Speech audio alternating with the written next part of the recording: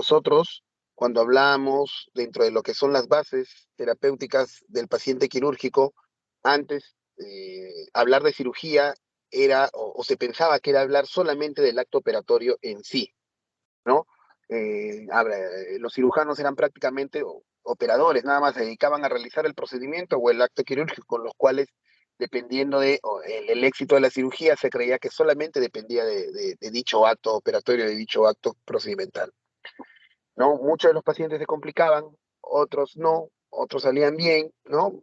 Probablemente si hablábamos de proporciones, la mitad iban con éxito, la otra mitad no tanto. Después apareció, y bueno, y la principal fuente de complicaciones eran las infecciones de herida operatoria, las dehiscencias, las fístulas, etcétera. Apareció la era de los antibióticos y con los antibióticos obviamente se mejoró notablemente el manejo del paciente quirúrgico, ¿no? Del paciente, sobre todo en el postoperatorio, ¿no? Desde la aparición de la era de los antibióticos pudimos mejorar ese aspecto o el aspecto relacionado al manejo de las infecciones operatorias, manejo de la fiebre en el postoperatorio, manejo de complicaciones postquirúrgicas importantes relacionadas a infecciones. Sin embargo, aún existía un buen grupo de pacientes que continuaba presentando complicaciones hasta que entendimos el real término de lo que significa el manejo integral del paciente quirúrgico.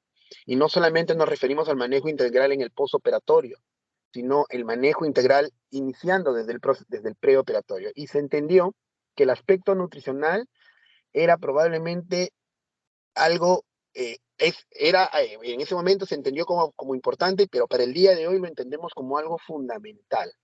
La principal causa, vamos a decir así, el principal factor que condiciona todas las complicaciones en el paciente quirúrgico están relacionadas íntimamente al estado nutricional, ¿no? El estado nutricional del paciente que va a ser sometido a una cirugía es fundamental, es vital. El adecuado estado nutricional del paciente, de ello es lo que va a depender el pronóstico, sea favorable o desfavorable del mismo, dependiendo del estado nutricional. La siguiente, por favor. Creo que yo puedo tomar el control. A ver, espérenme.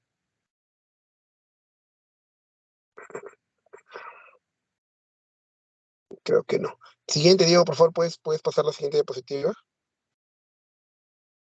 Muy bien, nuestra clase del día de hoy está basada en las guías de la Sociedad Europea de Nutrición Enteral y Parenteral, que fueron los primeros en desarrollar guías de nutrición clínica, no solamente para cirugía, sino en general para casi todas las especialidades, ¿no? Obviamente, desde el punto de vista quirúrgico, a nosotros nos interesa los aspectos netamente relacionados con la cirugía. Sin embargo, la nutrición tiene que ver para casi todas las especialidades.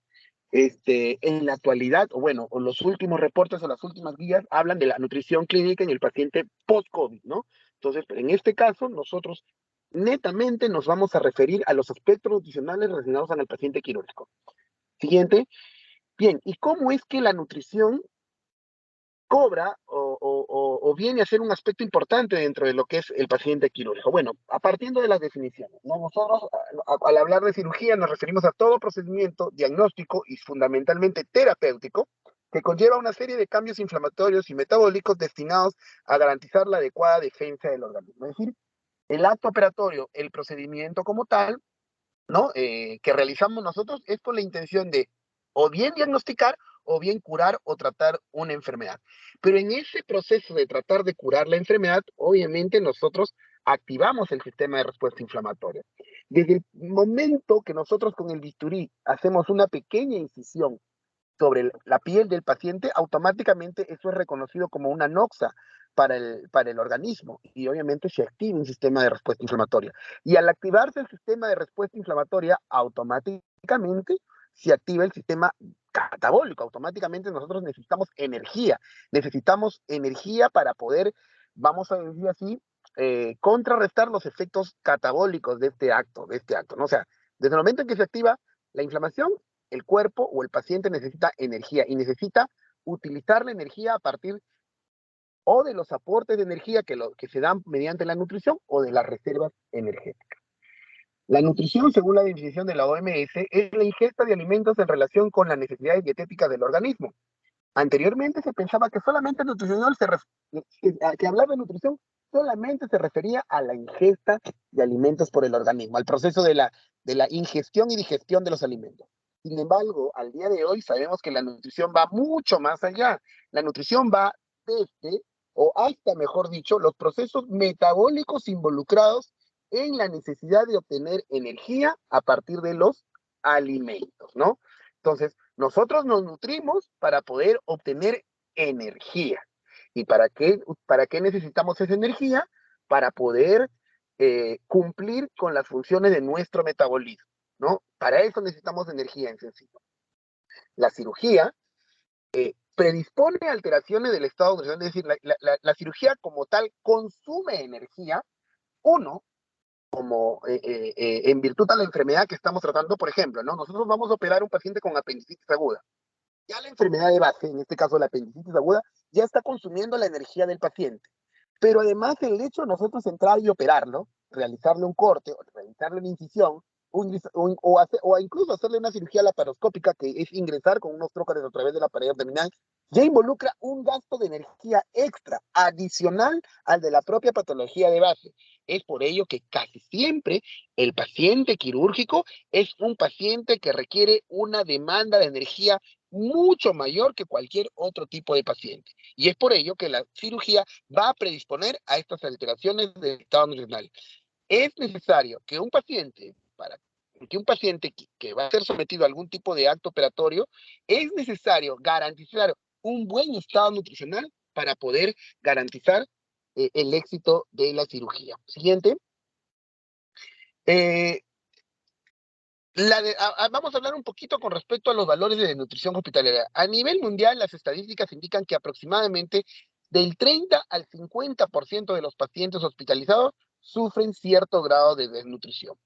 En nuestro país, a pesar de ser un país del tercer mundo, vamos a decir así, desarrollado como antes se llamaba, las estadísticas indican, bueno, hablando netamente de pacientes quirúrgicos en salud, en el Hospital Guillermo Almenara, que es un hospital de salud antes llamado IPS, eh, el, doctor, eh, el doctor de Vinatea y el doctor Luis Poggi, ambos past president de las sociedades de cirugía, bueno, uno es past president de la Sociedad de Cirujanos Generales del Perú y el otro es past president de la Sociedad Peruana de Cirugía Laparoscópica del Perú.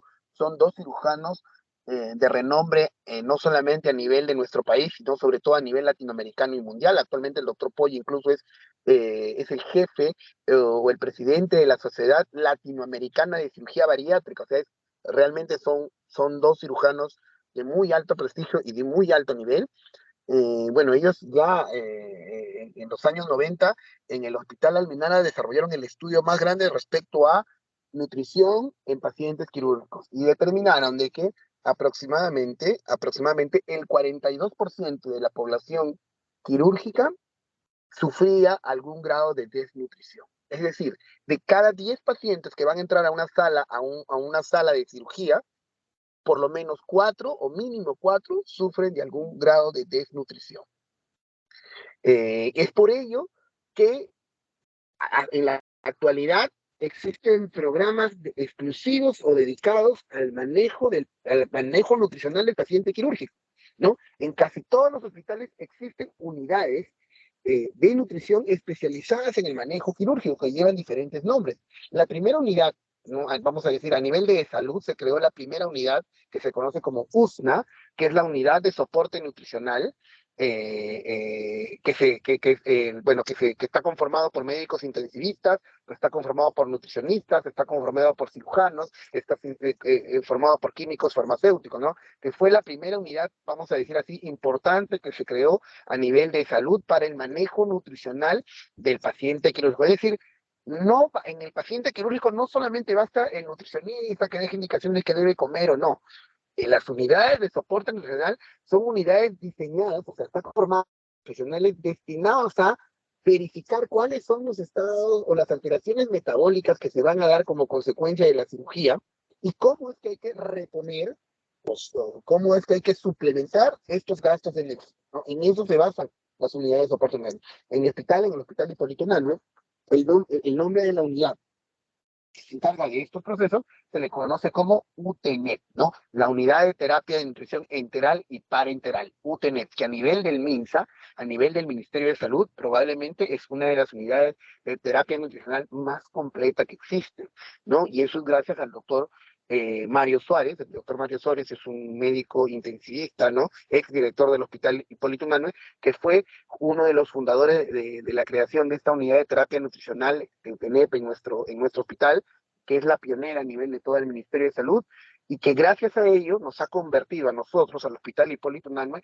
en uno de los hospitales que mejor manejo que mejor manejo desde el punto de vista de soporte emocional tenemos en nuestro paciente quirúrgico.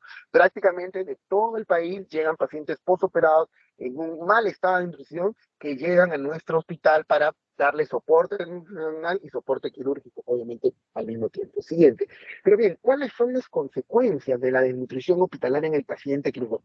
Qué es lo que pasa con el paciente quirúrgico que está desnutrido? ¿No? Obviamente, la desnutrición hospitalaria nos va a llevar, en primer lugar, a una mala cicatrización de las heridas quirúrgicas, alteración de los mecanismos inmunológicos de defensa, aumento de infecciones, aumento de estancia hospitalaria, mayor mortalidad, y eso incide, obviamente, en el aumento de costos hospitalarios.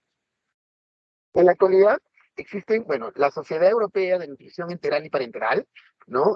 Que fue la primera creada a nivel mundial, comenzó a crear, vamos a decir así, brazos, comenzó a crear filiales a nivel de cada región, de cada continente, con la intención de que en los conocimientos de nutrición clínica y los protocolos, mejor dicho, de nutrición clínica aplicados al paciente quirúrgico puedan ser extendidos a toda la población. A nivel de Latinoamérica se creó la famosa FELAMPE, que es la Federación Latinoamericana de Nutrición Enteral y Parenteral. Y la FELAMPE llegó a nuestro país hace aproximadamente unos 12 a 15 años para desarrollar programas o talleres de nutrición clínica dirigido, bueno, a cirujanos y a médicos intensivistas, ¿no? Esos talleres de nutrición total, se le llamaban talleres de nutrición total, se le conoce como, o nosotros lo conocemos con las siglas del TNT, ¿no? Y estos talleres se desarrollaban de 2 a 3 veces por año, ¿no? En donde, como les dije, participaban cada uno, con donde participaban los cirujanos y los intensivistas de cada hospital. El TNT recién este año nuevamente se ha reactivado porque obviamente por efectos de pandemia prácticamente fueron casi 2 años en donde no se desarrollaron los programas del TNT, y en la actualidad nuevamente se han vuelto a retomar. ¿Qué se hace en el TNT? En el TNT básicamente se actualizan algunos protocolos de atención, de atención nutricional en el paciente quirúrgico, y se brindan vamos a decir aquí, eh, esquemas de tratamiento o de suplemento, ¿no? En la clase del día de hoy, lo que a mí me interesa básicamente es que ustedes entiendan por qué es que debemos suplementar a un paciente quirúrgico, por qué es que es importante, en primer lugar, hacerle el diagnóstico nutricional y cómo es la forma más sencilla de poder suplementar. Ese es el objetivo más importante. O sea, cuando un paciente va a ser operado, cuando un paciente vamos a operarlo, y como ya lo hemos dicho, el paciente quirúrgico gasta más energía de lo habitual. Básicamente este gasto de energía o catabolismo es a expensas de las proteínas. Si bien es cierto, va a haber un gasto de energía de carbohidratos, va a haber un gasto de energía de lípidos, pero también va a haber un gasto de energía a nivel de lo que están las proteínas. Y es este catabolismo proteico el que tenemos que evitar a toda costa en el paciente quirúrgico. O sea, el primer concepto o el concepto más importante que quiero que se lleven de la clase es que la principal repercusión sobre el aspecto nutricional que tiene el paciente quirúrgico es que aumente el catabolismo proteico, aumente el consumo de proteínas. Y nosotros es justamente sobre lo que tenemos que interferir. Sobre lo que tenemos que interferir o sobre lo que tenemos que intervenir es en tratar de impedir a toda costa que se lleve a cabo el catabolismo proteico. No, ¿por qué? El catabolismo proteico, ¿dónde están nuestras reservas de proteínas? En la masa muscular. Si el paciente pierde masa muscular, el paciente pierde sus reservas energéticas de proteínas. No, por lo tanto, no van a haber aminoácidos esenciales necesarios. ¿Para qué? Necesarios para la formación por ejemplo, de la cicatrización de las heridas, ¿no? Los factores de coagulación, ¿no? Hoy día creo que también vamos a hablar de lo que es en el seminario, nos van a explicar con respecto a lo que son las fases de la cicatrización. En las fases de cicatrización entran a tallar una serie de factores proteicos relacionados o asociados al mismo. Una serie de factores relacionados o asociados al mismo, que obviamente no se van a poder formar, no se van a poder sintetizar si no existe el sustrato. En este caso son las proteínas. Es importante, por lo tanto, impedir a toda costa el catabolismo proteico. Siguiente, por favor. Muy bien, entonces, es rápidamente para poder darnos cuenta qué es lo que ocurre cuando vamos a operar a un paciente, ¿no? Entonces, desde el momento en que nosotros realizamos la incisión quirúrgica sobre un paciente, automáticamente eso es reconocido, como le señalé, como una noxa por el cuerpo y se activa el sistema de respuesta inflamatoria. Entonces, al activarse el sistema de respuesta inflamatoria o al activarse el sistema de estrés, vamos a decir así, automáticamente se liberan las hormonas del estrés, como son el glucagón, las catecolaminas, el cortisol, la renina, y también se activan las toquinas inflamatorias, la interleuquina 1, la interleuquina 6, el factor de necrosis tumoral alfa. ¿Cuál es la intención de la liberación de estas hormonas y de la liberación de estas citoquinas?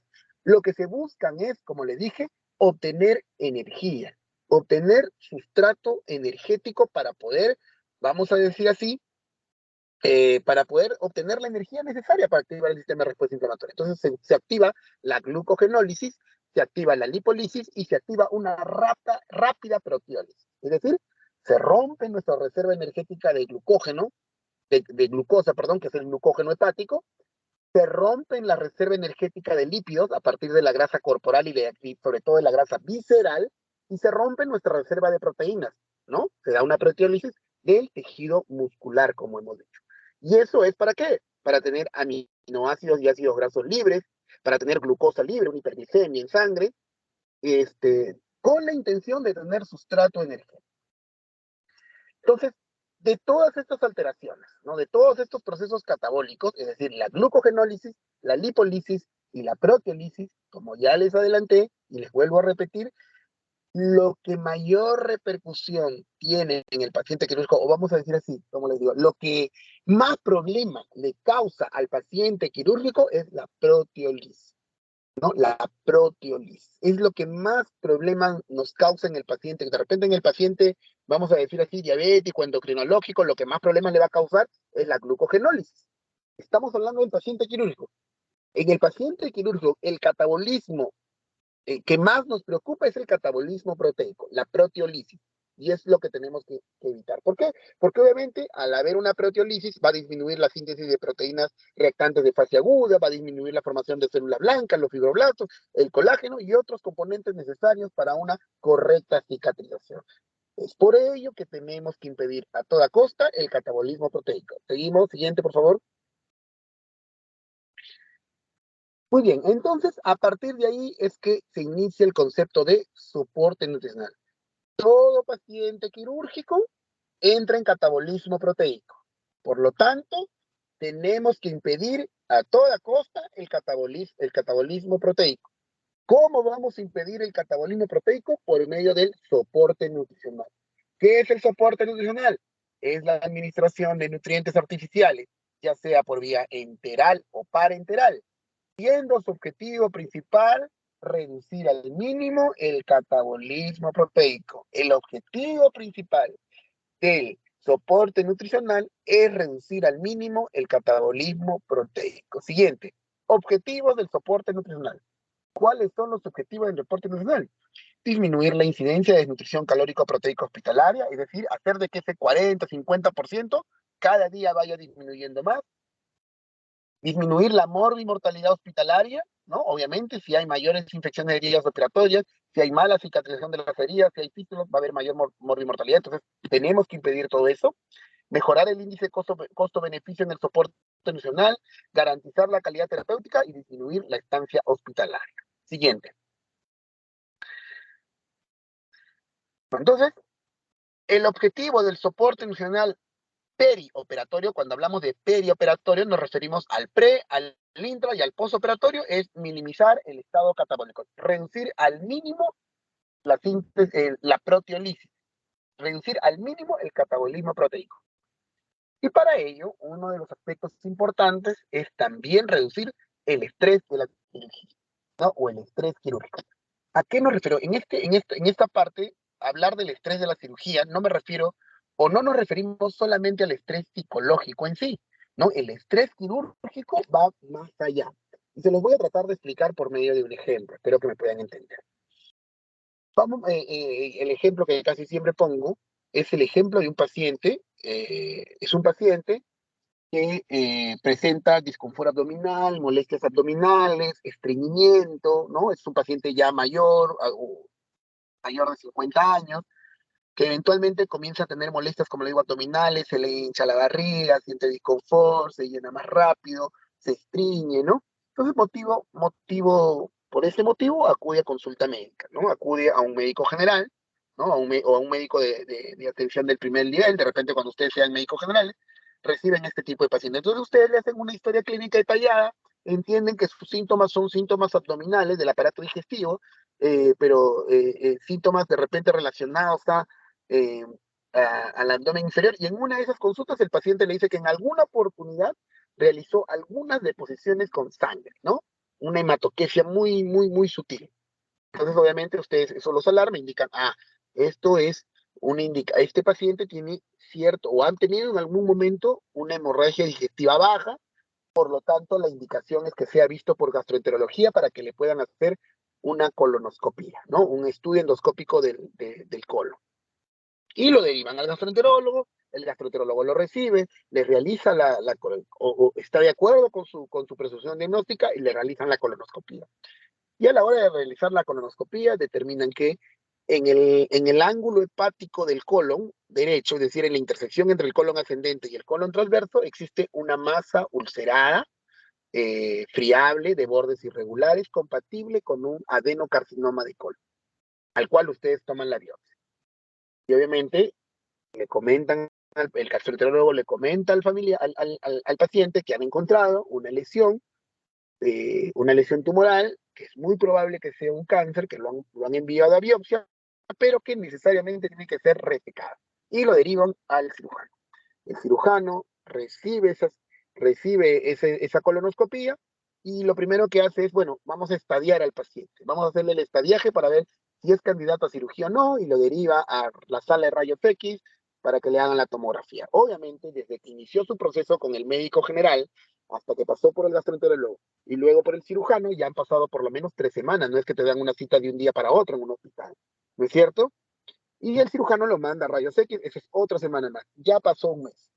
Pero obviamente en todo ese mes, ese paciente que recibió la noticia de que podía tener un cáncer, de que recibió la noticia de que no se, desde el momento en que no puede comer bien porque se le hincha la barriga, porque tiene disconfort, distensión abdominal, estreñimiento, es un paciente que va a empezar a comer mucho menos. Es un paciente que va a disminuir su ingesta de nutrientes. Es un paciente que ya de por sí está entrando en un estado de desnutrición, pero que nadie se percató, que nadie se dio, que hasta el momento por lo menos nadie puso énfasis al respecto.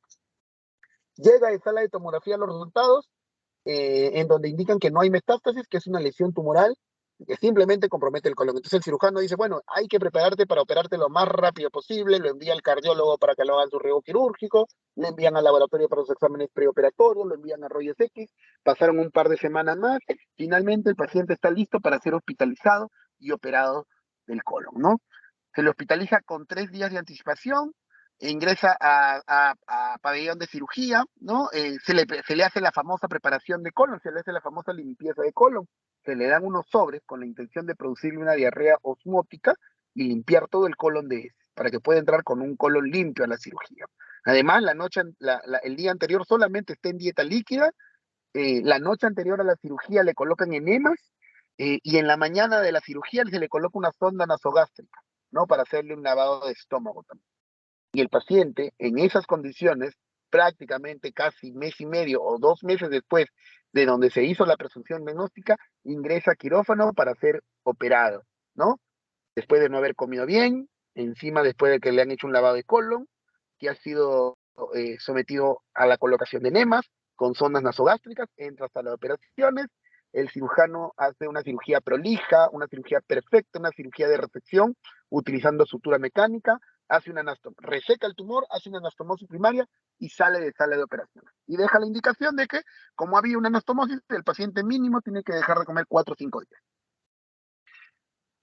Y al tercer día, ese paciente presenta infección de herida operatoria, se abre la herida, hay una dehiscencia, el paciente tiene que entrar nuevamente porque está haciendo una peritonitis, se le hace una colostomía y luego la colostomía no va bien, nuevamente se vuelve a infectar y es una catástrofe. ¿no? A pesar de que el acto operatorio ha sido absolutamente prolijo. Y eso ha sido porque, en primer lugar, nadie se puso a pensar en el aspecto nutricional del paciente. Y en segundo lugar, tampoco nadie se puso a pensar en que todo lo que se le, todo vamos a decir así, todo el suplicio que tuvo que pasar el paciente al momento de llegar a la cirugía. Ese estrés quirúrgico, todas esas acciones que les he detallado en este ejemplo, son parte de lo que corresponden a un estrés quirúrgico. Cuando un paciente, si a ustedes mismos le dicen que mañana tienen que ser operados, ese mismo hecho de decir que me van a anestesiar, saldré vivo o no, me dormiré, me van a intubar, saldré de la intubación, ese hecho automáticamente ya condiciona a una disminución de la inmunidad, condiciona que el paciente altere su estado nutricional y que el paciente pues no entre en las mejores condiciones. Entonces, en el mundo se han creado programas con la intención de mejorar o de reducir este estrés de la cirugía. El programa más completo es el programa ERAS, ¿no? Que ven ahí, programa ERAS, que son las siglas de eh, eh, recuperación o después de la cirugía eh, mucho de mejor manera, ¿no? Recuperación mejorada después de la cirugía, ¿no? Y existe otro protocolo que es el protocolo Fast Track, que es específico para cirugía colorectal, pero el protocolo ERAS es un protocolo que abarca varios aspectos. Dentro de ellos, como dice ahí, la preparación y la medicación post cirugía, el balance hídrico, la analgesia y técnicas anestésicas, el soporte nutricional y la movilización. Es un programa completo que busca reducir el estrés de la cirugía y que, siguiente por favor, y que dentro de ese aspecto o esa necesidad de reducir el estrés de la cirugía también tiene un aspecto en el soporte emocional. Por ejemplo, en el preoperatorio, sobre todo, lo que busca es brindarle al paciente una sobrecarga de carbohidratos. Y el segundo punto o aspecto más importante es el rechazo del ayuno prolongado. Para el protocolo ERAS es fundamental una sobrecarga de carbohidratos antes del ingreso a sala de operaciones. Según a nivel mundial, ya el protocolo ERAS ha reunido una serie de metaanálisis y ha demostrado, o bueno, o por lo menos afirma de que es importante que el paciente que entra a sala de operaciones pueda consumir sólidos hasta 6 horas antes y líquidos hasta 2 horas antes de la operación. Y que esta ingesta de líquidos de preferencia sean líquidos azucarados, líquidos con glucosa. ¿Para qué? Para que el paciente tenga una sobrecarga de carbohidratos. ¿Pero para qué va a tener el paciente una sobrecarga de carbohidratos antes de entrar a sala de operaciones?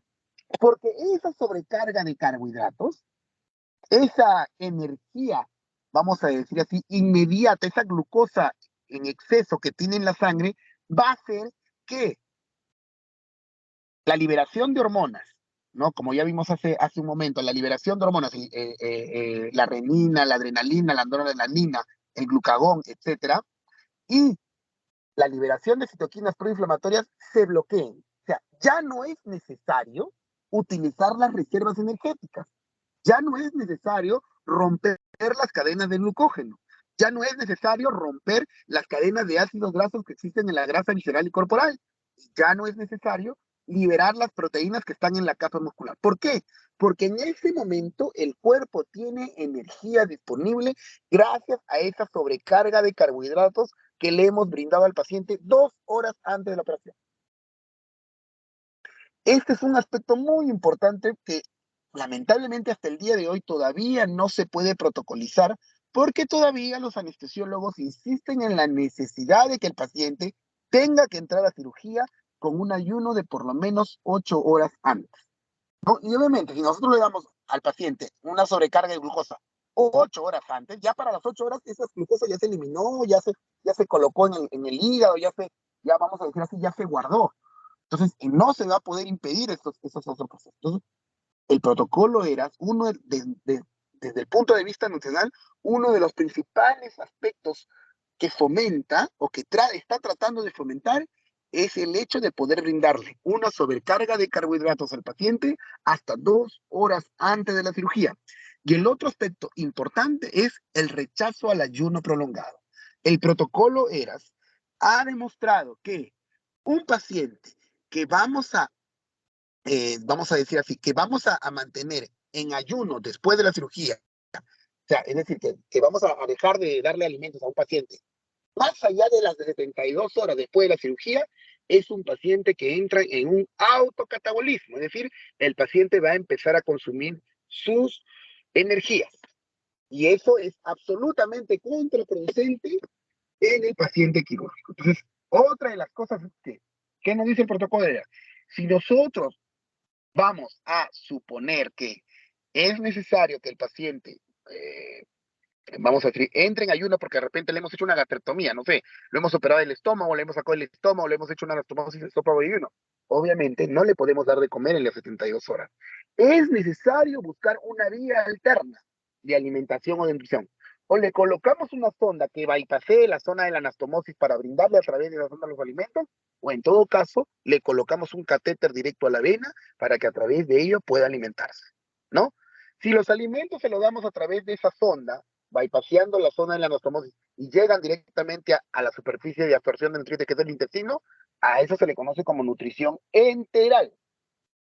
Pero si le brindamos los nutrientes directamente a través de una vena principal, de una vena principal, a eso se le conoce como nutrición parenteral. Entonces, si a un paciente no vamos a poder darle de comer después de la cirugía, 72 horas después de una cirugía, tenemos que darle al paciente o nutrición enteral o nutrición parenteral de forma obligatoria. ¿Para qué? Para poder impedir el autocatabolismo.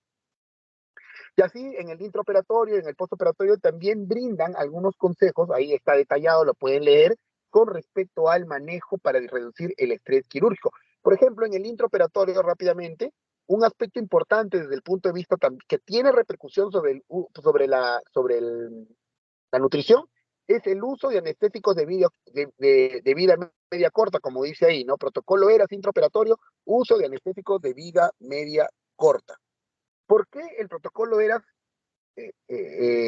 vamos a decirlo así, preconiza la necesidad de utilizar anestésicos de vida media corta? Lo que pasa es que, bueno, los anestesiólogos, a la hora de intubar al paciente, generalmente si una cirugía va a durar 2 o 3 horas, utilizan anestésicos de vida media larga, ¿no? ¿Para qué? Para que, pues, simplemente los mantienen relajados y los anestésicos van haciendo su trabajo mientras que el anestesiólogo va tomando su cafecito o leyendo su periódico. Porque si utilizasen anestésicos de vida media corta, es decir, de metabolización rápida, cada 20 minutos o cada media hora, pues ya el anestésico se va a salir y van a tener que estar mucho más al pendiente del paciente, ¿no? Monitorizando, viendo cuándo ya se está acabando la anestesia para volver a aplicar más, etcétera. Obviamente eso es más tedioso para el anestesiólogo, ¿no? Pero eso hace de que en el postoperatorio no exista lo que nosotros llamamos como un hilio postoperatorio. ¿Qué es el hilio postoperatorio?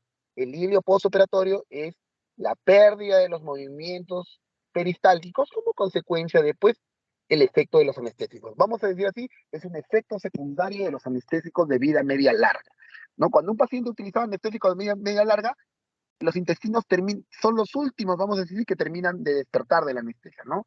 Las fibras musculares lisas, que están inervadas obviamente por fibras sensitivas del sistema nervioso simpático y parasimpático, obviamente por efecto del anestésico demoran mucho más en recuperar sus movimientos peristálticos y por lo tanto, al no haber movimientos peristálticos, a eso se le conoce como hilio. Entonces, un paciente que está en el postoperatorio con hilio, obviamente es un paciente que no va a poder comer porque le vamos a dar de comer, la comida se va a quedar acumulada ahí, no va a progresar y el paciente va a tener la tendencia o a vomitar o se va a abalonar, se va a distender.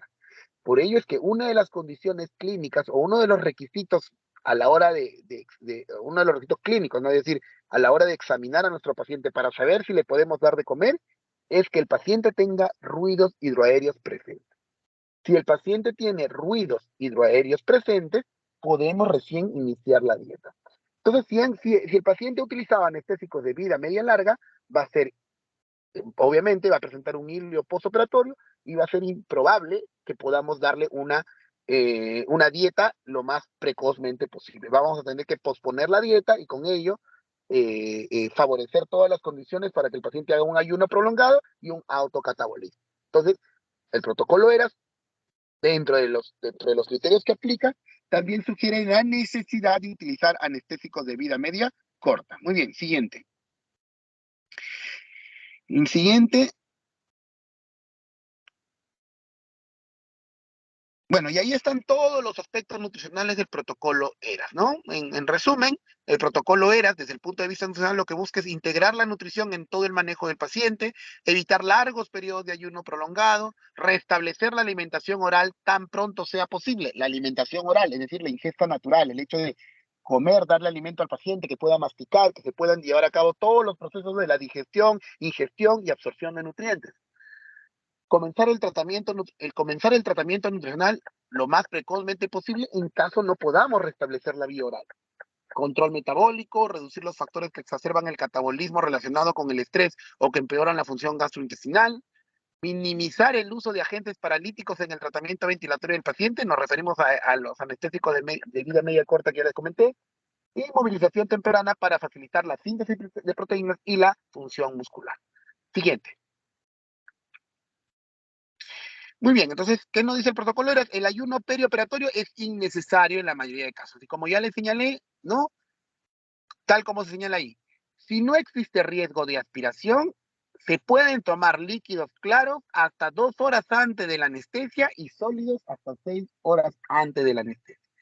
Tiene un grado de recomendación del tipo A y un nivel de confianza del 97% según los metaanálisis estudiados por el protocolo ERA. Por lo tanto, es lo que se está tratando de preconizar. Bueno, a nivel privado, en las clínicas privadas, ya se está aplicando estos protocolos. Sin embargo, lamentablemente a nivel hospitalario, aún no.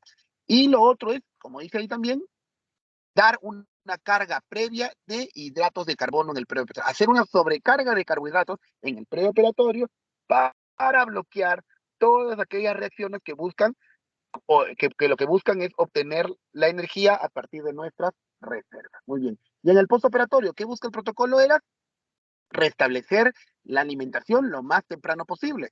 Comenzar el soporte en las primeras 24 o 48 horas. ¿Por qué? Porque si pasan o si se llega a las 72 horas de ayuno, el paciente entra en un autocatabolismo. ¿Cómo es que vamos a iniciar el soporte nutricional? Ya les señalé. Nosotros podemos utilizar la vía intestinal, es decir, colocar una sonda que entre por la nariz y que llegue directamente hasta el intestino, que es la superficie de absorción de nutrientes. A ese tipo de nutrición se le conoce como nutrición enteral. Y o podemos utilizar también el hecho de que los nutrientes directamente lo apliquemos a la vena, al aparato circulatorio, y ahí se le conoce como nutrición parenteral. O podemos utilizar la combinación de ambos, nutrición enteral más nutrición parenteral.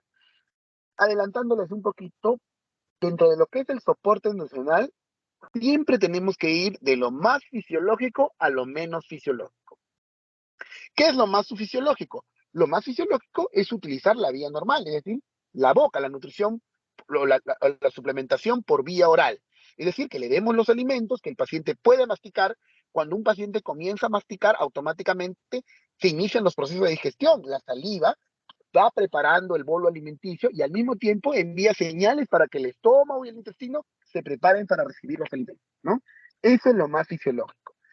Si es que por algún motivo no podemos utilizar la vía oral, el siguiente paso es utilizar o pensar en la vía enteral, es decir, darle nutrientes que lleguen directamente al intestino. Bypaseamos, ¿no? La digestión en la cavidad bucal, bypaseamos la digestión en el esófago, bypaseamos la digestión en el estómago y duodeno y directamente llegamos al intestino. A ese tipo de nutrición se le llama nutrición enteral. Y si por algún motivo no podemos utilizar la nutrición enteral, nuestro último recurso para dar soporte nutricional es la nutrición parenteral, que en este caso, pues obviamente bypaseamos no solamente la nutrición por la oral o esofágica del estómago, del duodeno y del intestino, sino también ya bypaseamos la absorción. Directamente vamos al aparato circulatorio. Y a eso se llama nutrición parenteral. La nutrición parenteral es la menos fisiológica, tiene o puede llevar a cabo a una serie de, vamos a decir así, efectos secundarios, ¿no? Pero obviamente la tenemos que utilizar cuando es necesario. Casi siempre utilizamos la nutrición parenteral vamos a decir así, es nuestro último recurso para nutrir a un paciente, para dar soporte, o la utilizamos en la mayor parte de los casos en combinación con la nutrición enteral para darle un mejor efecto. Nunca la nutrición parenteral va a ser nuestra primera opción. Nunca. Siempre el orden a la hora de escoger nosotros brindarle soporte nutricional al paciente, siempre tiene que ser primero soporte por vía oral, luego nutrición enteral y luego nutrición parenteral. Siguiente. Ya vamos a llegar a una hora. Siguiente. Muy bien, entonces la nutrición perioperatoria se define como la terapia nutricional y metabólica administrada ya sea de forma enteral o parenteral en el enfermo quirúrgico, siendo el objetivo más importante preservar, mantener y recuperar la masa magra o masa muscular metabólicamente activa, con el fin de obtener una mejor respuesta a la injuria y disminuir la morbimortalidad. Siguiente. Muy bien, entonces vamos a ver a quiénes tenemos que darle soporte nutricional. O sea, ¿en quiénes está indicado el soporte nutricional? Bueno, ¿cuándo es que vamos a dar soporte nutricional?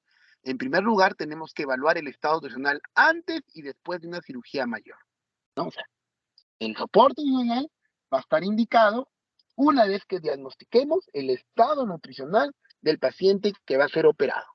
Muy bien. Entonces, ¿a quién está indicado? Está indicado en el preoperatorio a pacientes desnutridos o con riesgo nutricional. Nosotros, al paciente quirúrgico, lo tenemos que, vamos a decir así, dividir o clasificar en tres tipos. Vamos a tener al paciente adecuadamente bien nutrido, al paciente moderadamente desnutrido o en riesgo de desnutrición, y el tercer tipo de paciente es el paciente desnutrido severo. Son los tres tipos de pacientes. Repito, paciente bien nutrido, paciente en riesgo de desnutrición o moderadamente desnutrido y el paciente desnutrido severo. ¿A quiénes les vamos a dar soporte nutricional? Obviamente al segundo y al tercer tipo, es decir, al paciente en riesgo de desnutrición o moderadamente desnutrido y al paciente con desnutrición severa. ¿En quiénes más está indicado el soporte nutricional? En aquellos pacientes en el cual vamos a prever un ayuno de por lo menos 5 días en el perioperatorio. Cuando hablamos de perioperatorio nos referimos tanto al pre como al postoperatorio. ¿O en quiénes más? En aquellos pacientes en el cuales nosotros vamos a prever que la ingesta de nutrientes no va a cubrir sus requerimientos de los siguientes 7 días, que solamente vamos a poder cubrir el 50% de sus requerimientos. ¿A qué se refiere esto? Que, por ejemplo, ¿no? Tenemos un paciente que hemos operado, vamos a decir así, de un paciente que ha sido un traumatismo por arma de fuego, ¿no? Un paciente que ha sido baleado, que es lo clásico de los fines de semana. Entonces, ese paciente ha sido baleado y ya ha recibido varias perforaciones en el intestino. Hemos tenido que hacer varias rafías, varias anastomosis, de repente hemos tenido que resecar parte del intestino, ¿no? Y eso conlleva a que el paciente se le realice, tenga que recibir soporte nutricional. Porque si a ese paciente le diéramos de comer, ese paciente, debido a las perforaciones que ha tenido en el intestino, probablemente su capacidad de absorción o de digestión va a estar disminuida. Y ese paciente, para que pueda recuperar la función, van a pasar más de 7 u 8 días.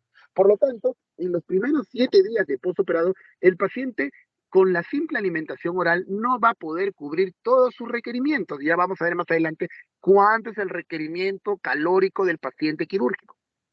Entonces, como no se va a poder cubrir ni siquiera el 50% de sus requerimientos, ese paciente necesita soporte nutricional. Siguiente,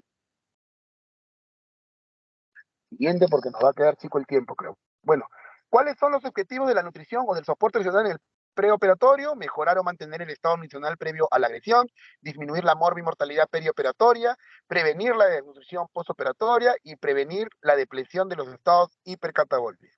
Obviamente, ¿cuáles son los pacientes que van a beneficiarse del soporte nutricional preoperatorio? Los pacientes muy desnutridos o los pacientes con alto riesgo de desarrollar desnutrición, ¿no?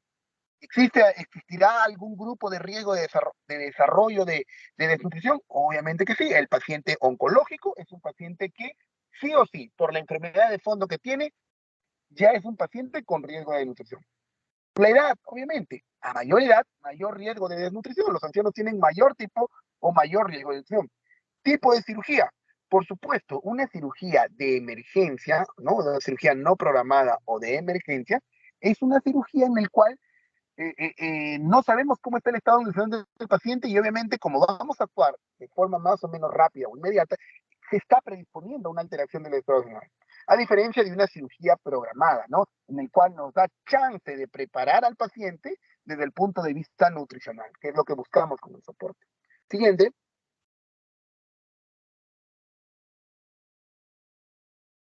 Muy bien. Entonces, pero ¿cómo nosotros podemos saber de forma clínica qué pacientes son los que requieren soporte nutricional? Existen muchas escalas, existen muchas valoraciones o muchos cuestionarios que lo que buscan es determinar qué paciente necesita soporte nutricional. Esa es nuestra función. Ustedes, como médicos generales, por ejemplo, en el paciente del ejemplo que les puse, el paciente con cáncer de colon, lo que, lo que, bueno, si bien es cierto, hicieron su diagnóstico sindrómico, no hicieron su diagnóstico nutricional. Y el diagnóstico nutricional lo tienen que hacer en todo paciente que tenga alteraciones con el aparato digestivo. Uno de los índices de riesgo nutricional más conocidos es el famoso NRS o índice de riesgo nutricional. Es muy utilizado sobre todo en las salas de cuidados intensivos. Se basa en un cuestionario y también en una fórmula metabólica, en una fórmula numérica, ¿no? ¿Cuál es el cuestionario? El cuestionario se basa de 4 preguntas. La primera, ¿el paciente tiene un IMC menor de 20.5? Respuesta sí, respuesta no. Segunda pregunta, ¿el paciente perdió peso en los últimos 3 meses? Sí, no. ¿Disminuyó la ingesta de alimentos en la última semana? Sí, no. ¿Posee alguna enfermedad grave? Sí, no. Si la respuesta es sí, se otorga un punto. Si la respuesta es no, se otorga 0 puntos. Si el paciente tiene 3 puntos o más, es un paciente desnutrido o en riesgo de nutrición. Por ejemplo, en el caso del paciente con cáncer de colon, bueno, la primera pregunta, bueno, eso es relativo, puede haber, no lo pesaron y no lo tallaron tampoco, que es importante y fundamental. ¿Perdió el peso en los últimos 3 meses? Obviamente, si le hubiesen hecho esa pregunta, lo más probable es que le hubiese dicho que sí, que ha perdido peso. ¿Disminuyó la ingesta en la última semana? Seguramente. El motivo principal de consulta de los pacientes que tienen disconfort abdominal es porque han perdido el apetito o comen poco porque tienen muchos molestias. ¿Posee alguna enfermedad grave? Tuvo el cáncer de colon. Respuesta sí. Ese paciente mínimo tenía 3 puntos. Por lo tanto, era un paciente desnutrido o en riesgo de nutrición y era un paciente que necesariamente tenía que recibir soporte nutricional. Era un paciente que ustedes debieron haber suplementado. Siguiente. Y esta es la fórmula, vamos a decir así, matemática, la fórmula numérica a través del cual se obtiene el NRS o índice de riesgo nutricional, que es un factor que es 1,519 multiplicado por la albúmina sérica en gramos por litro. Esto sumado a otro factor, 0,417, por un cociente que da entre el peso actual del paciente sobre el peso usual. Eso multiplicado por 5. O sea, esa es una fórmula matemática que utilizan mucho los intensivistas o en la actualidad los del INES. Es una forma algo más exacta de determinar, bueno, la anterior, el INRS, el cuestionario clínico, es para determinar si el paciente está desnutrido o no. En este caso, la fórmula nos permite saber o determinar qué tipo de desnutrición tiene. Si es una desnutrición leve, si es una desnutrición moderada o si es una desnutrición grave. Siguiente. El NRS es muy utilizado, como les dije, en los pacientes, es muy utilizado en los pacientes con que ingresan a las unidades de cuidados intensivos, los postoperados. Sin embargo, existe un cuestionario que la FELANPE en los talleres del TNT está tratando de que sea aplicado en todas las historias clínicas. Y este cuestionario es la famosa valoración global subjetiva. Siguiente. La valoración global subjetiva, ya les adelante, es un cuestionario que combina no solamente aspectos eh, de la anamnesis, de la historia clínica, ¿no? En el caso del índice de riesgo nutricional, del NRS, solamente se basa en aspectos clínicos de la anamnesis, es decir, preguntarle al paciente, pero no se le examina.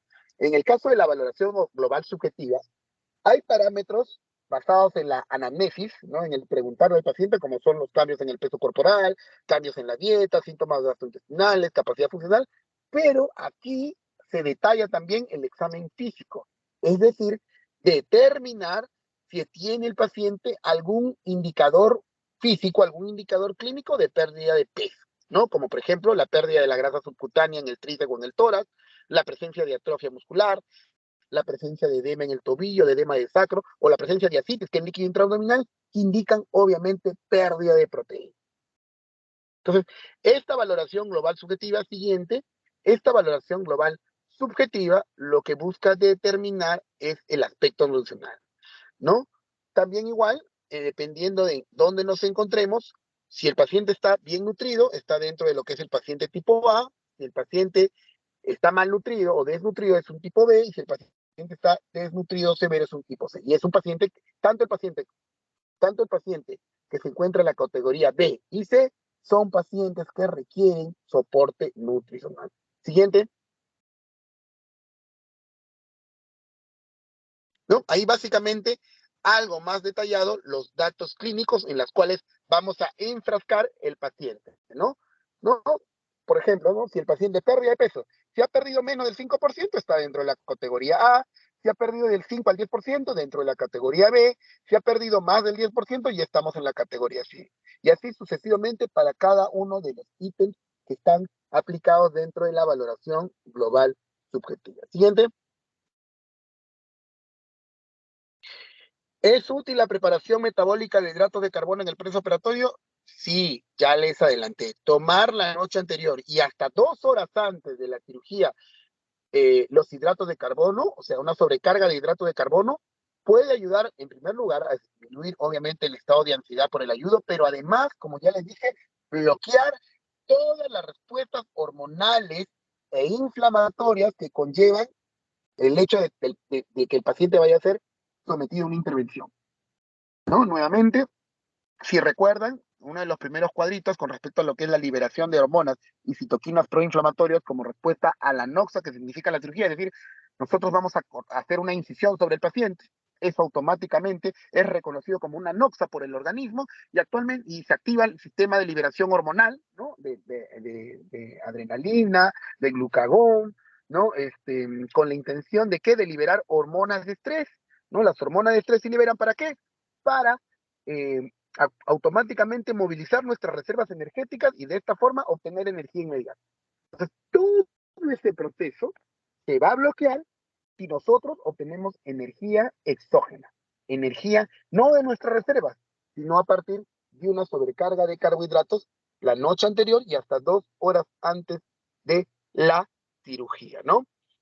Uno lo que se recomienda es darle una bebida azucarada, 800 mililitros de una bebida la noche anterior y 400 mililitros 2 horas antes de la cirugía. Si la vía oral no es posible o no es factible, también podemos darle por vía endovenosa a la dosis de 1.5 a 2 gramos por kilo de peso de glucosa, ¿no? Y eso lo hacemos manejando la diabetes. Muy bien. Siguiente, vamos avanzando, que nos va la hora, chicos. Siguiente.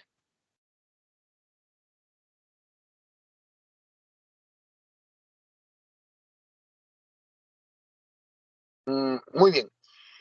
¿Qué vamos a hacer en los pacientes muy malnutridos? Obviamente tenemos que darles soporte nutricional, ¿no? En los pacientes tanto con riesgo de o en los muy malnutridos tenemos que darles soporte nutricional. En el paciente que está con riesgo de desnutrición o moderadamente desnutrido, lo podemos suplementar a través de la vía oral, como ya les señalé, es decir, fomentar una nutrición rica en proteínas por vía oral. Pero si el paciente está muy desnutrido o severamente desnutrido, en ese caso no va a ser suficiente la suplementación por vía oral. Necesariamente vamos a tener que utilizar o bien sea la nutrición enteral o la combinación de ambas, de nutrición enteral con nutrición parenteral.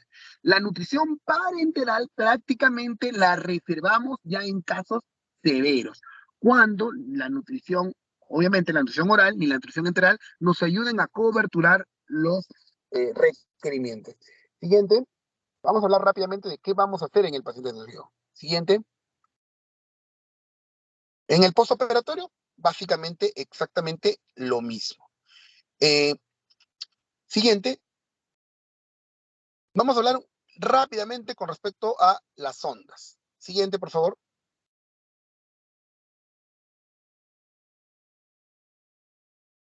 ¿Cómo realizar la nutrición enteral? ¿Cómo es que vamos a dar la nutrición enteral en el paciente? ¿No? ¿Cómo es que podemos hacer que los nutrientes lleguen directamente al intestino? Bueno, existen dos métodos. Uno es a través de las famosas sondas nasoyeyunales o sondas nasoenterales, ¿no? Que son sondas que comunican el exterior con el intestino, bypaseando, bueno, bypasean obviamente la boca, el estómago, el duodeno y llegan directamente a la zona de absorción de nutrientes. Llegan directamente al intestino. Son sondas mucho más largas que las sondas nasogástricas. Ojo, la sonda nasogástrica siguiente, por favor, para poder ver el gráfico. Las sondas nasogástricas solamente llegan hasta el estómago, ahí en el dibujito donde está el muñequito, una sonda nasogástrica solamente llega al estómago, ¿no? Por lo tanto, lo que le vamos a dar se va a quedar en el estómago y en el estómago no se absorben nutrientes. Necesariamente tenemos que colocar una sonda nasoyeyunal que llegue hasta el yeyuno para que pueda para que puedan llegar los nutrientes y ser absorbidos inmediatamente, ¿no? Las sondas nasoyeyunales es como la que vemos ahí en la gráfica del costado, son sondas de color blanca, mucho más delgadas que las sondas nasogástricas y también mucho más largas. Ahí como ven en el caso de la señora, lamentablemente, a diferencia de las sondas nasogástricas, las sondas nasogástricas lo podemos poner al pie de la cama del paciente, nosotros mismos, ¿no? Es más, la idea es que ustedes dentro de sus prácticas de preprofesionales, lo que tienen que hacer es aprender a colocar sondas nasogástricas, porque cuando sean internos se lo van a pedir a cada rato. Entonces, eso es relativamente fácil de aprender, fácil de hacer. En cambio, las sondas nasoyeyunales lamentablemente se requieren de procedimientos para poder colocarla, ¿no? O se coloca por endoscopía o se coloca por radiología intervencionista, ¿no? Guiada por un fluoroscopio, por un radioscopio. No se puede colocar a pie de la cama porque la zona de estrechez, que es el píloro, generalmente cuando nosotros lo tratamos de pasar vamos a decir así, a ciegas, no al pie de la cama, casi siempre se nos enrolla sobre el estómago y nunca llega a pasar el píloro. Entonces, eso es una desventaja. ¿Por qué? Porque para que a un paciente le podamos colocar sonda nasoginal, previamente lo tenemos que someter a un procedimiento invasivo como la endoscopía o como la radiología intervencionista. Pero bueno, entonces la nutrición enteral la vamos a brindar a través, una de las formas, que es la más común, es brindarlas a través de las sondas nasoyeyunales. Y la otra forma es a través de yeyunostomías de alimentación o gastrostomía de alimentación. Siguiente, que son esas, ¿no? Que son sondas que se colocan a través de la piel y que llegan directamente al intestino, ¿no? Entonces nosotros, a través de esas sonditas, aplicamos los nutrientes para que lleguen directamente al intestino. Entonces, ¿en qué pacientes utilizamos las yeyunostomías de alimentación? Cuando por algún motivo, pues lamentablemente no se pueden colocar las sondas nasoyunales porque de repente, pues, no sé, por ejemplo, en un paciente que ha sufrido, que ha consumido la clásica lejía, que hay unos pacientes que se quieren suicidar y que consumen lejía y que se quema todo el esófago. Obviamente, eso es una zona sumamente inflamada que no se puede ingresar por ahí, no podemos colocar una sonda, nada. Entonces, directamente la única forma de nutrirlos es bypass, es colocar una sonda directamente al intestino a través de la pared. Obviamente, colocar una sonda naso y colocar una sonda nasoional involucra el procedimiento, colocar una yeyunostomía de alimentación es aún mayor, porque eso se coloca o se hace solamente a través de una cirugía, ¿no? En este caso, felizmente, a través de cirugía laparoscópica ya se puede realizar, pero casi siempre es a través de una cirugía, es decir, a través de un procedimiento también invasivo. Pero ¿qué lo hacemos cuando es necesario? Entonces, la nutrición enteral se realiza a través de sondas nasoyeyunales o a través de yeyunostomías de alimentación. Siguiente. Muy bien, entonces ya sabemos que el paciente necesita soporte nutricional y ahora ¿qué hacemos? En primer lugar, tenemos que definir las características del soporte nutricional. Tenemos que definir cuáles son las necesidades energéticas del paciente, cómo hacemos la distribución de los nutrientes y qué tipo de fórmula le vamos a dar. Siguiente, necesidades energéticas. Para ello, el paciente quirúrgico, el paciente que está en reposo, necesita energía para poder vivir. O sea, nosotros para poder respirar, para poder digerir nuestros alimentos, o sea, todos los cambios metabólicos que existen en el cuerpo involucran necesariamente tener que utilizar energía. Y esa energía mínima necesaria para poder cumplir nuestras funciones biológicas se le conoce como tasa metabólica basal o gasto calórico en reposo. Es lo mínimo que tenemos que darle al paciente para que pueda sobrevivir, para que pueda subsistir. Y como ven, existe una fórmula, igual que está ahí, en el cual existen variables como el peso, como la talla, como la edad del paciente, multiplicado por factores, ¿no? Y que varía entre hombre y mujer, ¿no? Esa es la fórmula matemática. Sin embargo, existe una fórmula o un cálculo empírico, ¿no? Siguiente, el cálculo empírico es que la tasa metabólica basal, o el gasto calórico en reposo que requiere toda persona para poder sobrevivir, es de 30 a 35 kilocalorías por kilo de peso. Es decir, por ejemplo, alguno de ustedes, vamos a poner un ejemplo, el delegado Diego, de repente Diego pesa 60 kilos. Entonces, 60 por, vamos a el mínimo, 30 nomás, 30 kilocalorías. 60 por 30, Diego, para poder cumplir sus actividades metabólicas mínimas necesarias, necesita 1800 kilocalorías para completar su tasa metabólica basal. Si él consume menos de esa cantidad, si él consumiera solamente, por ejemplo, 1000 calorías al día, obviamente esas 800 kilocalorías restantes las va a adquirir a partir de sus reservas energéticas, que son la grasa corporal y visceral, que son el glucógeno hepático y que son, sobre todo, la masa muscular, la reserva de proteínas. Por ello es que a Diego, si no quisiéramos que baje de peso, si no quisiéramos que entre en catabolismo, tenemos que suplementarlo con esos 800. Claro, Diego necesita 1800 kilocalorías y solamente consume 1000 con sus alimentos, consume muy poquito. Necesariamente tenemos que ver la forma de cómo suplementar esas 800 kilocalorías restantes. ¿Y cómo lo vamos a dar? A través de una fórmula nutricional que vamos a ver más adelante. Muy bien, entonces de esta forma determinamos las necesidades energéticas, ¿no? Apréndanse.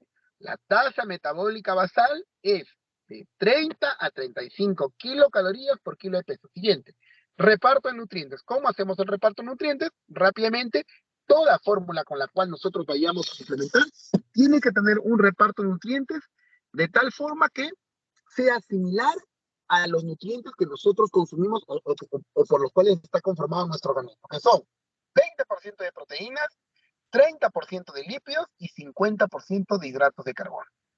El reparto de nutrientes para poder brindar el soporte nutricional en todo paciente es de, nuestra fórmula debe tener 20% de proteínas, 30% de lípidos y 50% de hidratos de carbono. Siguiente. Y en función de eso, elegimos nuestra fórmula. Nuestra fórmula. Siguiente. Tipo de fórmula. Existen fórmulas para soporte enteral y existen fórmulas para soporte parenteral.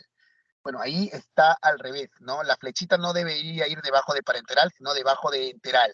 El soporte enteral o la fórmula enteral es la más utilizada.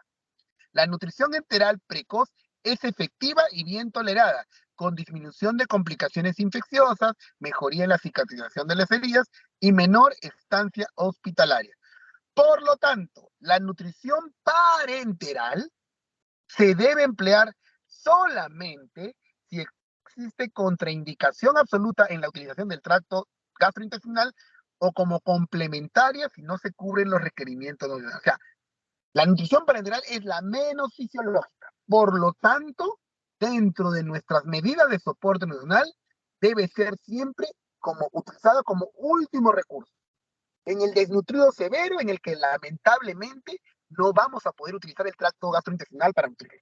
Y cuando el desnutrido es un desnutrido muy severo, paciente que está en marasmo total, es un paciente que tiene incluso atrofia de las vellosidades intestinales, que es la unidad anatómica funcional de la absorción de nutrientes. Entonces, si tiene atrofia de la vellosidad intestinal, no va a poder absorber nutrientes, ¿no? Existen fórmulas o sustratos inmunomoduladores y fórmulas o sustratos estándares e individualizados. Lo más común es utilizar fórmulas estándar. Lo más común es utilizar fórmulas estándar. ¿Qué es una fórmula estándar? Es una fórmula nutricional que puede ser aplicada a la mayoría de la población. Las fórmulas inmunomoduladoras o sustratos inmunomodulares que dice ahí son fórmulas especiales que se utilizan para un tipo de población en general y que lo que buscan es mejorar la inmunidad. Vamos con las primeras, con la fórmula estándar. Siguiente, una fórmula estándar es una fórmula que, bueno, las fórmulas enterales en general tienen tres características: la osmolaridad, la densidad calórica y el contenido proteico. Según ello, pueden clasificarse en fórmulas hipertónicas, aquellas que tengan 700 miliosmoles por litro, fórmulas isotónicas, que tengan de 300 a 400 miliosmoles por litro, y fórmulas hipotónicas, aquellas que tengan menos de 270 miliosmoles por litro. Según su densidad calórica, las fórmulas enterales pueden ser hipercalóricas, aquellas que por cada mililitro de fórmula te den de 1.5 a 2 kilocalorías, normocalóricas, aquellas que te van a dar por cada mililitro de fórmula una kilocaloría, o hipocalóricas, aquellas que por cada 0.5 kilocalorías, perdón, por cada mililitro te ofrezcan solamente 0.5 calorías. Y según el contenido proteico, existen fórmulas hiperproteicas, aquellas que tengan más del 18 o 20% de proteínas, normoproteicas que tengan del 12 al 18 20% de proteínas, e hipoproteicas, aquellas que tengan menos del 12% de proteínas. La fórmula estándar es aquella fórmula que sea isotónica, normocalórica y normoproteica.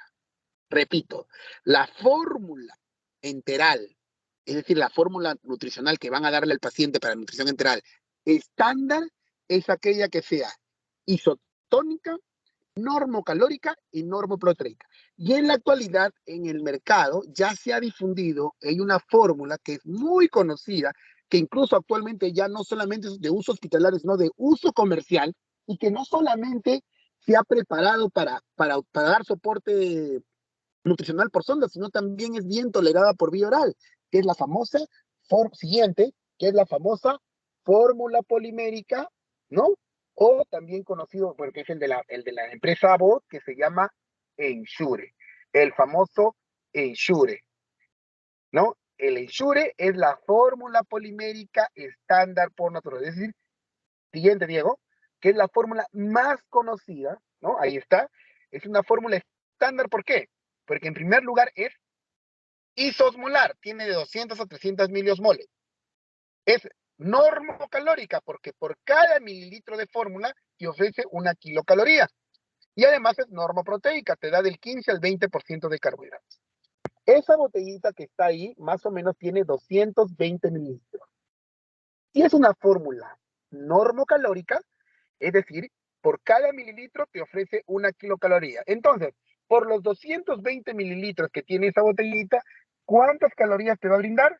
220 kilocalorías. A Diego le faltaban 800 kilocalorías para complementar su tasa metabólica basal. Entonces, ¿cuántas botellitas de esta le tienen que dar? Si cada botellita te da 220 y él necesita 800, más o menos necesita 3,5 botellas, o si quieren, 4 botellas en el día. Diego, tomando 4 botellitas de Ensure, una botellita en la mañana, otra botellita al mediodía, otra botellita en la tarde y otra botellita en la noche, con eso, Diego completa su requerimiento metabólico basal. Y con ello ustedes ya están dando soporte nutricional. Están previniendo que Diego pueda entrar en riesgo de infusión o pueda desnutrirse, y prepararlo adecuadamente para una cirugía, en el supuesto de que Diego requiera una cirugía, ¿no? Ese es el objetivo de la clase, que ustedes sepan cómo, más o menos, o a quién darle soporte nutricional y cómo dar. Muy bien, siguiente, y vamos rápidamente a hablar un poquito de las fórmulas inmunomodulares. Bueno, existen otras fórmulas, ahí las tienen en detalle. Las fórmulas oligoméricas son las fórmulas predigeridas. Este tipo de fórmulas, por ejemplo, está destinada a los pacientes en los cuales el intestino está, vamos a decir así, no tenemos el intestino completo porque de repente, por algún tipo de cirugía en particular, han tenido que ser ostomizados, ¿no? De repente, o sea, el intestino ha sido abocado a través de la pared y se le han hecho ileostomías o colostomías, ¿no? Entonces, como no tenemos toda la superficie de absorción, no tenemos los 6 metros de intestino completo, tenemos que darle fórmulas que se puedan digerir más rápido, ¿no? Fórmulas de absorción rápida, y en esas que son conocidas como las fórmulas oligoméricas o fórmulas predigeridas, la más conocida es el Alitrat, y también existen fórmulas individualizadas siguientes, ¿no? Que se dan para casos específicos. Para ustedes, es importante, o lo que me interesa que sepan, es que la fórmula polimérica estándar es una fórmula isosmolar, normoproteica y con una densidad normocalórica y que la pueden dar a la mayoría de la población. Siguiente. Siguiente, vamos directamente con las fórmulas inmunomoduladoras. Siguiente, todo les van a compartir uso de fórmulas. Siguiente, uso de fórmulas inmunomoduladoras. ¿Qué son las fórmulas inmunomoduladoras o también conocidos como los inmunonutrientes? Son fórmulas específicas enriquecidas con nutrientes que mejoran el estado inmunológico de la persona. Y están diseñadas no solamente, como le digo, para nutrir al paciente, sino para mejorar el estado inmunológico del paciente. Y prácticamente en la actualidad están sobre todo indicadas en los pacientes oncológicos. Es decir, nosotros a un paciente oncológico, o bueno, o un paciente que va a ser sometido a una cirugía mayor, es el tipo de nutrición que brindamos al paciente. La nutrición con fórmulas inmunomoduladoras. Son 4 los nutrientes en el mundo, bueno, los más conocidos, son 4 los nutrientes inmunomodulares en el mundo que se utilizan para este tipo de nutrición, que son la glutamina, la arginina, ambos aminoácidos esenciales, los ácidos omega 3 y los ácidos ribonucleicos, ¿no? En mi hospital, por ejemplo, es parte del protocolo que todo paciente que va a ser sometido a una cirugía por cáncer deba recibir fórmula inmunomoduladora obligatoriamente 7 días antes de la operación y además 7 días después de la operación. En total, 14 días de uso con fórmula inmunomoduladora, ¿no? Porque utilizando los inmunonutrientes vamos a poder mejorar no solamente el aspecto nutricional, sino también el aspecto inmunológico. ¿Cuál es la desventaja de los inmunonutrientes? Los inmunonutrientes lamentablemente son fórmulas hiperosmolares. A diferencia del Ensure, no son tolerados por vía oral. Necesariamente tienen que ser toleradas por o utilizadas a través de sondas nasoyeyunales o sondas de inostomía de alimentación. Entonces, si por ahí a un paciente con cáncer, bueno, recibió su nutrición por sonda antes, pero si saliendo de la cirugía el cirujano se olvidó de colocarle la sonda de alimentación, lo condenó a que no pueda recibir ese tipo de nutrición y lo condenó a un riesgo de que todo el acto operatorio o de que todo el proceso pueda fallar. Muy bien, siguiente, las siguientes son básicamente, ¿no? Se describen cada uno de los inmunonutrientes, siguiente. Ahí en el cuadrito pueden ver cada una de las características, ¿no? De la glutamina, de la arginina, de los ácidos grasos, de los ácidos nucleicos, regula las funciones gastrointestinales, inmunológicas y hormonales. Siguiente. ¿No? Entonces están descritos cada una de las características de cada uno de los sustratos inmunomodulares. Siguiente. Y bueno, y básicamente para terminar, solamente 2 palabras con respecto a lo que es la nutrición parenteral. Siguiente, Diego, por favor, vamos a lo que es nutrición parenteral. La nutrición parenteral, bueno, se define como la administración de los nutrientes directamente al torrente sanguíneo, sea por vía endovenosa. Existen dos tipos de nutrición parenteral.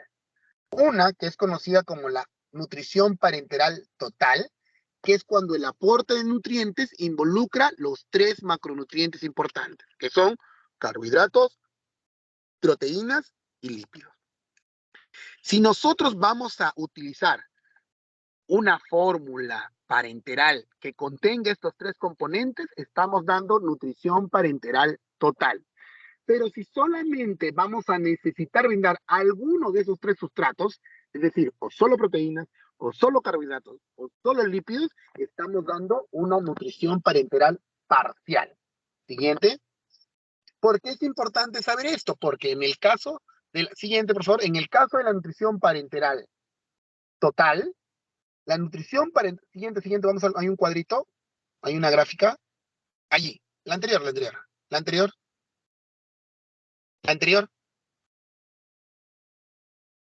allí. La nutrición parenteral total, necesariamente tenemos que utilizar una vía venosa central, es decir, una vena principal.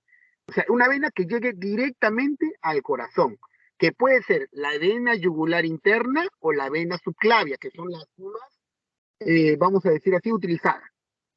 Si es que vamos a dar nutrición parenteral total, necesariamente tenemos que utilizar como acceso de vía una vía venosa central, que casi siempre es o la yugular interna o la subclavia. Y si vamos a dar una vía, una nutrición parenteral periférica, es suficiente con una vena periférica, ¿no? La vena basílica cefálica del brazo, por ejemplo. Eso es importante que tengan en cuenta ustedes. Muy bien. ¿Quieres?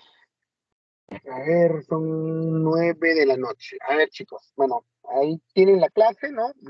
Casi siempre lo que yo trato de resaltar en la clase es lo que me interesa que puedan aprender y es lo que seguramente yo propongo como parte de mis preguntas para el examen, que bueno, ya al final el doctor Celá es el que termina eligiendo qué pregunta va a colocar en el examen, ¿no? Pero lo que yo, bueno, toda la información la tienen en las diapositivas, las pueden leer, pero la información que yo les recalco durante mi charla es lo que me interesa que se les quede grabado.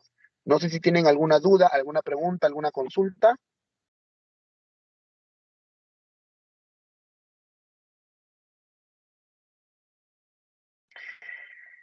Ya, no creo que no hay dudas ni consultas. A ver, no sé si por error mío, que creo que ha sido así, no le llegué a dar mi correo personal a Diego, porque tenían que haberme enviado todos para el seminario su artículo de revista de heridas y cicatrización. Doctor. Doctor. Sí, te escucho, te escucho. Doctor, sí, mi compañero se le envió a su correo institucional. Lo han enviado al correo institucional, ya. Justamente Sí. eso es lo que estoy tratando de verificarlo, ya. Justamente estoy tratando de verificarlo, a ver. Ya. Lo que pasa es que usualmente el correo institucional, bueno, en el caso, bueno, para el seminario utilizo el correo personal, no el institucional. Ya, listo. Sí, tienen Doctor, razón, aquí está. Dígame. doctor, una pregunta. Había mencionado sobre la nutrición en el paciente que va a entrar a cirugía y postcirugía. Había mencionado un orden. No lo pude escuchar muy bien porque se entrecortó. ¿Podría repetir esa parte, por favor? Un orden con respecto a, ya, ¿cómo es que debemos A la utilizar la nutrición. nutrición? Ujú. Siempre tenemos que preconizar la nutrición, o sea, siempre tenemos que partir de lo más fisiológico. Y lo más fisiológico es la nutrición por vía oral. Es decir, tratar de suplementarlo con fórmulas por vía oral, que el paciente ingiera la fórmula, la pueda tomar, masticar, deglutir y que todos los procesos biológicos de digestión se puedan llevar a cabo. Ese es el orden, iniciar con ello.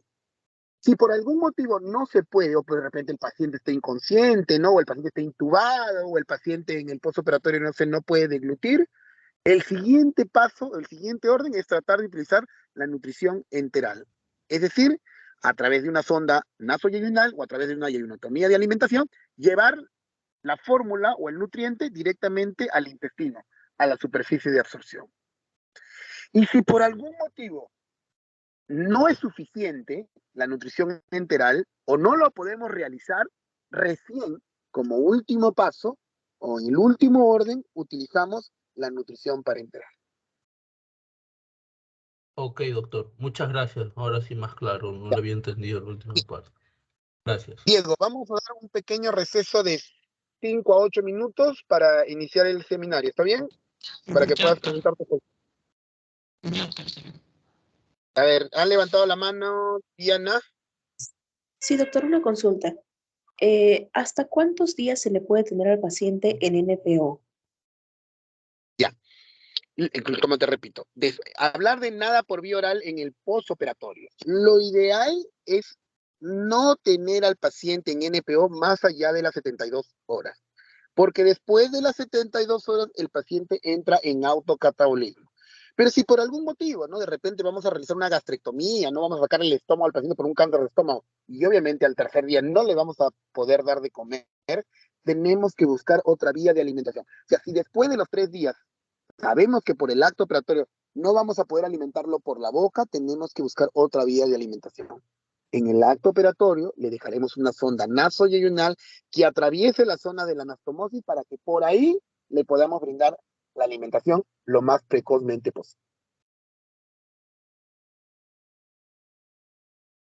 ¿Otra pregunta, Rayleigh? Sí, doctor, una consulta. En pacientes diabéticos o en pacientes pediátricos con otras necesidades, ¿no?, alimentarias asociadas a su grupo etario y, bueno, a sus patologías, en esos casos tenemos que modificar la cantidad de calorías. ¿Cómo, en cuántos grados podríamos modificar? En el caso del paciente pediátrico, no, porque bueno, la tasa metabólica basal se calcula en función al peso, ¿no? Bueno, en el paciente pediátrico se utilizan las fórmulas de edad, talla y peso, ¿no? Para ser mucho más exactos, pero casi siempre se basa en un cálculo en función a la cantidad de calorías necesarias. En el caso del paciente diabético, allí, no solamente en el caso del paciente diabético, en el caso del paciente con comorbilidades, como por ejemplo el paciente diabético, el paciente renal, el paciente cirrótico, el paciente con fibrosis pulmonar, en ese caso existen fórmulas individualizadas o específicas. Por ejemplo, en el caso del paciente diabético, el Ensure pertenece a una empresa, a un laboratorio que se llama Abbott, ¿no? Este laboratorio, Abbott, produce el Ensure, que es una fórmula polimérica estándar. Sin embargo, existe una fórmula diseñada para los diabéticos en el cual el reparto de nutrientes, que ya les señalé que era 20% de proteínas, 30% de lípidos y 50% de carbohidratos, varía o se altera un poco, ¿no? Se le da menor aporte de carbohidratos. O sea, la cantidad de calorías es la misma porque requerimos esa cantidad de calorías, pero la damos a partir de otro de los macronutrientes, o a partir de los lípidos o a partir de las proteínas, pero le damos menos carbohidratos. El Glucerna, por ejemplo, es una fórmula polimérica diseñada para el paciente diabético, con menor aporte de carbohidratos, pero la cantidad de calorías siempre es la misma.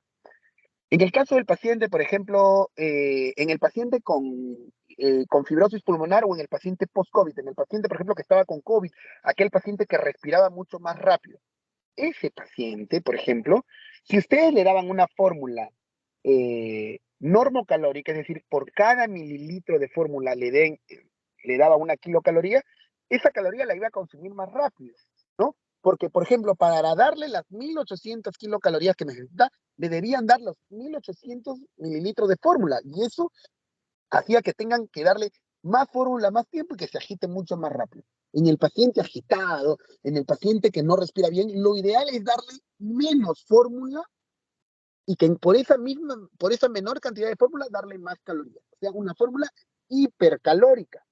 Hay una fórmula que se llama Pulmoncar, que fue una fórmula polimérica utilizada, sobre todo, su boom fue en la etapa COVID, en el que por cada mililitro de fórmula tú dabas 2 kilocalorías. Es decir, ya no necesitabas un 1800 mililitros de fórmula para darle las 1800 calorías, sino solamente la mitad. Y con ello, obviamente, disminuías en la necesidad de agitación, porque cada vez que el paciente comía, porque aumenta su estado metabólico, se cansa o entra pues en metabolismo. O sea, por eso es que un paciente que tiene una neumonía o un paciente que tiene una fibrosis, cada vez que come se agita más, porque obviamente activa su sistema metabólico, como si estuviera comiendo. Entonces, existen fórmulas individualizadas o especializadas para cada enfermedad o para cada patología, ¿no? Y que tenemos que, por eso existe el USNA, ¿no? La unidad de soporte nutricional, para brindar fórmulas individualizadas o especializadas, ¿no? La fórmula polimérica estándar es la que le va bien a la mayoría de personas, pero por supuesto no a todas.